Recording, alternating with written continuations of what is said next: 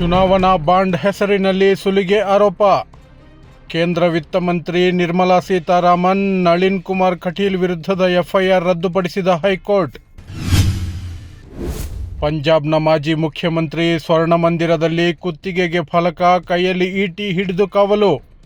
ಗಾಲಿ ಕುರ್ಚಿಯಲ್ಲಿ ಕುಳಿತು ಧಾರ್ಮಿಕ ಶಿಕ್ಷೆಗೆ ಒಳಗಾದ ಸುಖ್ವಿಂದರ್ ಸಿಂಗ್ ಬಾದಲ್. ಒಡಿಶಾದಲ್ಲಿ ರಾಮಾಯಣ ನಾಟಕ ಮಾಡುವಾಗ ಅತಿರೇಕ, ಜೀವಂತ ಹಂದಿಯನ್ನು ವೇದಿಕೆಯಲ್ಲೇ ಕೊಂದು ತಿಂದ ರಾಕ್ಷಸ ಪಾತ್ರಧಾರಿ.